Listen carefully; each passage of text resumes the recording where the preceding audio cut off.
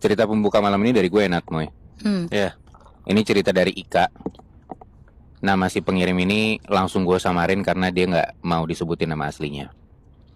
Ini tentang salah satu kejadian pesugihan yang kebetulan pelakunya ini adalah sepupunya si Ika.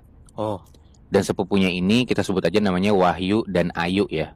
Oke. Sepasang suami istri dan mereka ini punya anak perempuan. Ayu dan Wahyu ini sebenarnya bisa dibilang orang berada. Mereka punya rumah, mobil, ruko, bahkan punya toko kosmetik sendiri.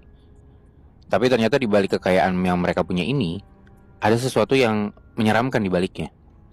Usut punya usut, ternyata mereka ini bisa sesukses sekarang dan punya harta yang cukup banyak itu dari hasil pesugihan, Nat Moy. Wow. Jadi mereka itu punya dua jenis pesugihan. Yang pertama pesugihan kandang bubrah, yang maksa mereka tiap tahun itu pasti renovasi rumah, padahal area rumah itu masih bagus, yang masih layak jadinya pakai. berantakan mulu gitu ya? Iya benar, udah pernah gue bawain tuh cerita tentang pesugihan kayak gitu kan. Iya, iya.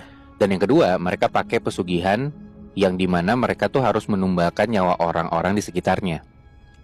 Korbannya itu bakal dibuat sakit aneh sampai akhirnya meninggal dunia. Dan kebanyakan dari mereka ini sebenarnya nggak pernah punya penyakit sekalipun. Dan kebetulan korban selanjutnya yang mereka incar di sini adalah keluarga Ika, yaitu ibunya Ika dan Ika sendiri. Oke.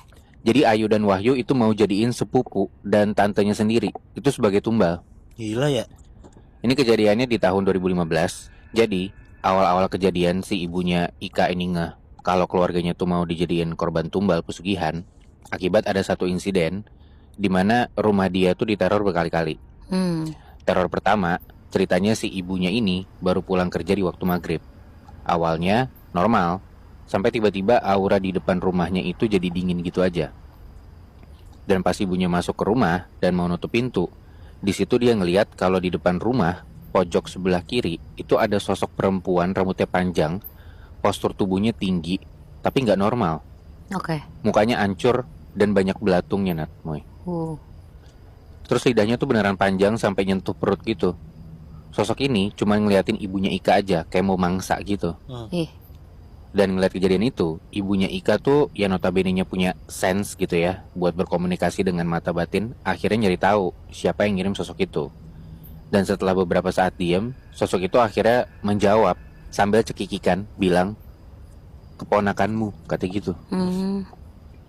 Ibunya Ika awalnya kaget banget, dan tanpa pikir panjang, dia langsung lari masuk ke rumah, terus nyiapin garam krosok, daun kelor, dan kunyit parut.